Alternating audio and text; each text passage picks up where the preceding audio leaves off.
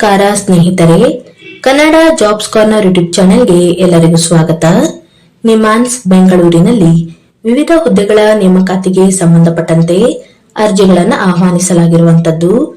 ಇನ್ನು ಯಾವ್ಯಾವ ಹುದ್ದೆಗಳಿವೆ, ಎಷ್ಟೆಷ್ಟು ಹುದ್ದೆಗಳು ಖಾಲಿ ಇರುವಂತದ್ದು, ಏಜ್ ಲಿಮಿಟ್, ಎಜುಕೇಶನಲ್ ಕ್ವಾಲಿಫಿಕೇಶನ್ ಹಾಗೂ ಸೆಲೆಕ್ಷನ್ ಪ್ರೊಸೀಜರ್ ಬಗ್ಗೆ ಈ ಒಂದು ವಿಡಿಯೋದಲ್ಲಿ ಮುಂದೆ ನೋಡ್ತಾ ಹೋಗೋಣ.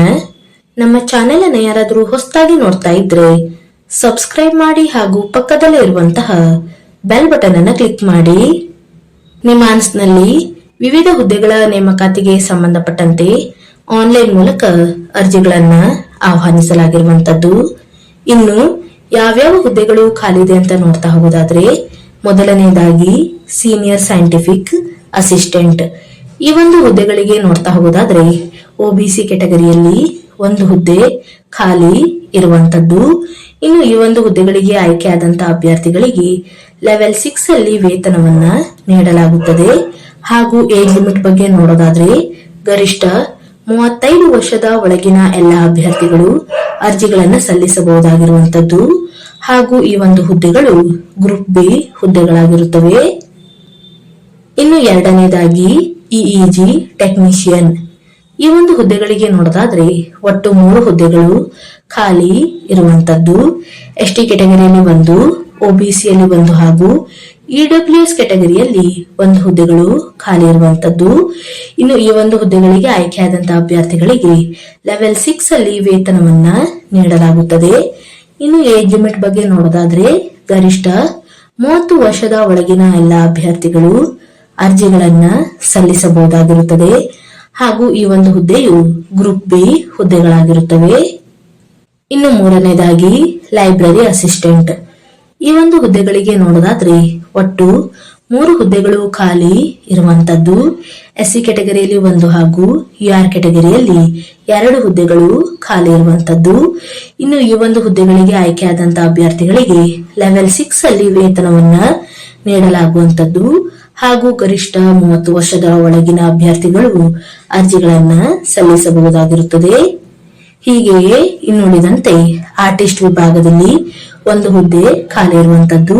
ಫೋಟೋಗ್ರಾಫರ್ ನಲ್ಲಿ 2, ಸ್ಟೆನೋಗ್ರಾಫರ್ ಗ್ರೇಡ್ 2 ನಲ್ಲಿ 9 ಹುದ್ದೆಗಳು, ಅಸಿಸ್ಟೆಂಟ್ ಇನ್ಸ್ಟ್ರಕ್ಟರ್ ನಲ್ಲಿ 4 ಹುದ್ದೆಗಳು, ಮೆಡಿಕಲ್ ರೆಕಾರ್ಡ್ಸ್ ಟೆಕ್ನಿಷಿಯನ್ ನಲ್ಲಿ 3 ಹುದ್ದೆಗಳು ಹಾಗೂ ಜೂನಿಯರ್ ಸೆಕ್ರೆಟರಿಯಲ್ ಅಸಿಸ್ಟೆಂಟ್ ನಲ್ಲಿ 22 ಹುದ್ದೆಗಳು, ಹಾಸ್ಪಿಟಲ್ ಅಸಿಸ್ಟೆಂಟ್ ನಲ್ಲಿ 2 ಹುದ್ದೆಗಳು ಹಾಗೂ ಬಾರ್ಬರ್ ನಲ್ಲಿ ಒಟ್ಟು 2 ಹುದ್ದೆಗಳು ಖಾಲಿ ಇರುವಂತದ್ದು. ಇನ್ನು ಎಜುಕೇಶನಲ್ ಕ್ವಾಲಿಫಿಕೇಶನ್ ಬಗ್ಗೆ ನೋಡ್ತಾ ಹೋಗೋದಾದ್ರೆ ಮೊದಲನೇದಾಗಿ senior scientific assistant.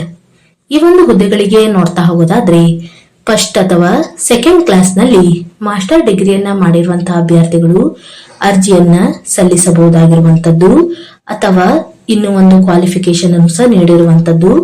Life science ವಿಭಾಗದಲ್ಲಿ ಮಾಸ್ಟರ್ಸ್ ಡಿಗ್ರಿಯನ್ನ ಮಾಡಿರುವಂತಹ ಅಭ್ಯರ್ಥಿಗಳು ಅರ್ಜಿಗಳನ್ನ ಸಲ್ಲಿಸಬಹುದು. ಇನ್ನು ಎಕ್ಸ್ಪೀರಿಯನ್ಸ್ ಬಗ್ಗೆ ನೋಡೋದಾದ್ರೆ ಬಯೋಲಾಜಿಕಲ್ ಸೈನ್ಸಸ್ ಅಥವಾ ಮಾಲಿಕ್ಯುಲರ್ ಬಯಾಲಜಿಯಲ್ಲಿ 2 ವರ್ಷಗಳ ಒಂದು ರಿಸರ್ಚ್ ಎಕ್ಸ್ಪೀರಿಯನ್ಸ್ ಅನ್ನ ಹೊಂದಿರಬೇಕಾಗಿರುವಂತದ್ದು. ಇನ್ನು ಎರಡನೇದಾಗಿ ಇಇಜಿ ಟೆಕ್ನಿಷಿಯನ್. ಈ ಒಂದು ಹುದ್ದೆಗಳಿಗೆ ನೋಡೋದಾದ್ರೆ ಕ್ಲಿನಿಕಲ್ ನ್ಯೂರೋ ಫಿಸಿಯಾಲಜಿ ಟೆಕ್ನಾಲಜಿಯಲ್ಲಿ ಡಿಪ್ಲೊಮಾ ಮಾಡಿರುವಂತಹ ಅಭ್ಯರ್ಥಿಗಳು ಅರ್ಜಿಗಳನ್ನು ಸಲ್ಲಿಸಬಹುದು. ಅಥವಾ ಇನ್ನು ಒಂದು ಕ್ವಾಲಿಫಿಕೇಶನ್ ಅನ್ನು ಸಹ ನೀಡಿರುವಂತದ್ದು. ಫಿಸಿಕ್ಸ್, ಇಲೆಕ್ಟ್ರಾನಿಕ್ಸ್ ಹಾಗೂ ಕಂಪ್ಯೂಟರ್ ನಲ್ಲಿ ಬಿಎಸ್ಸಿ ಅನ್ನ ಮಾಡಿರುವಂತಹ ಅಭ್ಯರ್ಥಿಗಳು ಸಹ ಅರ್ಜಿಗಳನ್ನ ಸಲ್ಲಿಸಬಹುದಾಗಿರುವಂತದ್ದು. ಇನ್ನು ಎಕ್ಸ್ಪೀರಿಯನ್ಸ್ ಬಗ್ಗೆ ನೋಡ್ತಾ ಹೋಗೋದಾದ್ರೆ ಅಭ್ಯರ್ಥಿಗಳು ಸಂಬಂಧಪಟ್ಟಂತಹ ಫೀಲ್ಡ್ ನಲ್ಲಿ ಕನಿಷ್ಠ 2 ವರ್ಷಗಳ ಕಾಲ ಎಕ್ಸ್ಪೀರಿಯನ್ಸ್ ಅನ್ನ ಹೊಂದಿರಬೇಕು ಹಾಗೂ ಕಂಪ್ಯೂಟರ್ ನಾಲೆಜ್ ಅನ್ನು ಸಹ ಹೊಂದಿರಬೇಕಾಗಿರುತ್ತದೆ. ಇನ್ನು ಮೂರನೇದಾಗಿ ಲೈಬ್ರರಿ ಅಸಿಸ್ಟೆಂಟ್. ಈ ಒಂದು ಹುದ್ದೆಗಳಿಗೆ ನೋಡೋದಾದ್ರೆ master degree in library and information science ಮಾಡಿರುವಂತಹ ಅಭ್ಯರ್ಥಿಗಳು ಅರ್ಜಿಗಳನ್ನ ಸಲ್ಲಿಸಬಹುದಾಗಿರುವಂತದ್ದು. ಹಾಗೂ ಅಭ್ಯರ್ಥಿಗಳು ಕಂಪ್ಯೂಟರ್ ಅಪ್ಲಿಕೇಶನ್ ಮತ್ತು ಪ್ರೋಗ್ರಾಮಿಂಗ್ ನಲ್ಲಿ ನಾಲೆಜ್ ಅನ್ನ ಹೊಂದಿರಬೇಕಾಗಿರುತ್ತದೆ. ಹೀಗೆ ಇನ್ನುಳಿದಂತಹ ಹುದ್ದೆಗಳಿಗೂ ಸಹ ಇಲ್ಲಿ ಎಜುಕೇಶನಲ್ ಕ್ವಾಲಿಫಿಕೇಶನ್ ಬಗ್ಗೆ ಎಲ್ಲಾ ಮಾಹಿತಿಯನ್ನ ಡೀಟೇಲ್ ಆಗಿ ನೀಡಿರುವಂತದ್ದು. ಎಲ್ಲವನ್ನು ಸಹ ಒಂದು ಬಾರಿ ಚೆಕ್ ಮಾಡಿ. ಇನ್ನು ಅರ್ಜಿಯನ್ನು ಸಲ್ಲಿಸುವಂತಹ ವಿಧಾನದ ಬಗ್ಗೆ ನೋಡೋದಾದ್ರೆ ಅಭ್ಯರ್ಥಿಗಳು ಫೆಬ್ರವರಿ 3ರಿಂದ ಮಾರ್ಚ್ 4ರ ಒಳಗೆ ಅರ್ಜಿಯನ್ನ ಸಲ್ಲಿಸಬೇಕು.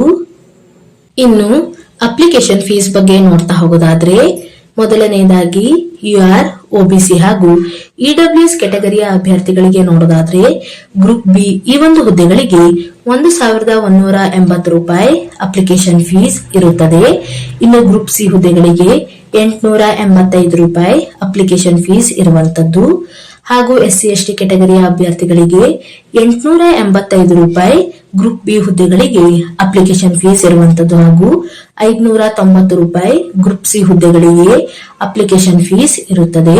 ಇನ್ನು ಫಿಸಿಕಲ್ ಡಿಸೇಬಲ್ ಇರುವಂತಹ ಅಭ್ಯರ್ಥಿಗಳಿಗೆ ಯಾವುದೇ ರೀತಿಯಾದಂತಹ ಅಪ್ಲಿಕೇಶನ್ ಫೀಸ್ ಇರೋದಿಲ್ಲ. ಇನ್ನು ಅರ್ಜಿಯನ್ನು ಸಲ್ಲಿಸುವಂತಹ ವಿಧಾನದ ಬಗ್ಗೆ ನೋಡೋದಾದ್ರೆ, ಅಭ್ಯರ್ಥಿಗಳು ಆನ್ಲೈನ್ ಮೂಲಕ ಅರ್ಜಿಯನ್ನ ಸಲ್ಲಿಸಬಹುದಾಗಿರುವಂತದ್ದು ಹಾಗೂ ಅಭ್ಯರ್ಥಿಗಳು ಅರ್ಜಿಯನ್ನು ಸಲ್ಲಿಸಲು ವೆಬ್ಸೈಟ್ ವಿಳಾಸವನ್ನು ಸಹ ನೀಡಿರುವಂತದ್ದು. ಅಭ್ಯರ್ಥಿಗಳು ಈ ಒಂದು ಲಿಂಕ್ ಮೂಲಕ ಅರ್ಜಿಯನ್ನ ಸಲ್ಲಿಸಬಹುದಾಗಿರುತ್ತದೆ. ಇನ್ನು ಏಜ್ ರಿಲ್ಯಾಕ್ಸೇಷನ್ ಬಗ್ಗೆ ನೋಡೋದಾದ್ರೆ, SC/ST ಕೆಟಗರಿಯ ಅಭ್ಯರ್ಥಿಗಳಿಗೆ 5 ವರ್ಷಗಳವರೆಗೆ ಏಜ್ ರಿಲ್ಯಾಕ್ಸೇಷನ್ ಅನ್ನು ನೀಡಲಾಗಿರುವಂತದ್ದು. OBC ಕೆಟಗರಿಯ ಅಭ್ಯರ್ಥಿಗಳಿಗೆ 3 ವರ್ಷಗಳವರೆಗೆ ಏಜ್ ರಿಲ್ಯಾಕ್ಸೇಷನ್ ಅನ್ನು ನೀಡಲಾಗಿದೆ. ಫಿಸಿಕಲ್ ಡಿಸೇಬಲ್ ಇರುವಂತಹ ಅಭ್ಯರ್ಥಿಗಳಿಗೆ ಗರಿಷ್ಠ 15 ವರ್ಷಗಳವರೆಗೆ ಏಜ್ ರಿಲ್ಯಾಕ್ಸೇಷನ್ ಅನ್ನ ನೀಡಲಾಗಿರುವಂತದ್ದು ಹಾಗೂ ಸೆಂಟ್ರಲ್ ಗವರ್ಮೆಂಟಿನ ಸಿವಿಲ್ ಎಂಪ್ಲಾಯೀಸ್ ಗಳಿಗೂ ಸಹ ಗ್ರೂಪ್ ಬಿ ಹಾಗೂ ಗ್ರೂಪ್ ಸಿ ಹುದ್ದೆಗಳಿಗೂ ಸಹ ಏಜ್ ರಿಲ್ಯಾಕ್ಸೇಷನ್ ಅನ್ನ ನೀಡಲಾಗಿರುವಂತದ್ದು. ಇನ್ನು ಎಕ್ಸ್ ಸರ್ವಿಸ್ ಮೆನ್ ಅಭ್ಯರ್ಥಿಗಳಿಗೂ ಸಹ ಏಜ್ ರಿಲ್ಯಾಕ್ಸೇಷನ್ ಅನ್ನ ನೀಡಲಾಗಿದೆ. ಇನ್ನು ಎಕ್ಸಾಮಿನೇಷನ್ ಪ್ರೊಸೀಜರ್ ಬಗ್ಗೆ ನೋಡೋದಾದ್ರೆ, ಅಭ್ಯರ್ಥಿಗಳಿಗೆ ಸ್ಟೇಜ್ 1 ನಲ್ಲಿ ರಿಟರ್ನ್ ಎಕ್ಸಾಮ್ ಅನ್ನ ನಡೆಸಲಾಗುವಂತದ್ದು. ಎಲ್ಲವೂ ಸಹ ಮಲ್ಟಿಪಲ್ ಚಾಯ್ಸ್ ಕ್ವಶನ್ಸ್ ಗಳು ಇರುತ್ತವೆ ಹಾಗೂ ಒಟ್ಟು 100 ಅಂಕಗಳಿಗೆ ಎಕ್ಸಾಮ್ ಅನ್ನ ನಡೆಸಲಾಗುವಂತದ್ದು ಹಾಗೂ 90 ನಿಮಿಷಗಳ ಕಾಲಾವಕಾಶವನ್ನ ನೀಡಲಾಗುತ್ತದೆ. ಇನ್ನು ಎಕ್ಸಾಮಿನೇಷನ್ ಅನ್ನ ಇಂಗ್ಲಿಷ್ ಲ್ಯಾಂಗ್ವೇಜ್ ನಲ್ಲಿ ನಡೆಸಲಾಗುವಂತದ್ದು ಹಾಗೂ ನೆಗೆಟಿವ್ ಮಾರ್ಕಿಂಗ್ ಬಗ್ಗೆ ನೋಡೋದಾದ್ರೆ, ಪ್ರತಿಯೊಂದು ತಪ್ಪಾದ ಉತ್ತರಕ್ಕೂ 0.25 ನೆಗೆಟಿವ್ ಮಾರ್ಕಿಂಗ್ ಇರುತ್ತದೆ.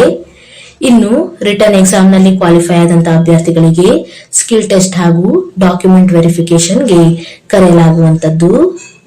ಇನ್ನು ಸ್ಕಿಲ್ ಟೆಸ್ಟ್ ಬಗ್ಗೆ ನೋಡೋದಾದ್ರೆ, ಸ್ಟೆನೋಗ್ರಾಫರ್ ಹುದ್ದೆಗಳಿಗೆ ಸ್ಕಿಲ್ ಟೆಸ್ಟ್ ಅನ್ನ ನಡೆಸಲಾಗುತ್ತದೆ. ಇಂಗ್ಲಿಷ್ ಹಾಗೂ ಹಿಂದಿಯಲ್ಲಿ ಸ್ಕಿಲ್ ಟೆಸ್ಟ್ ಅನ್ನ ನಡೆಸಲಾಗುವಂತದ್ದು.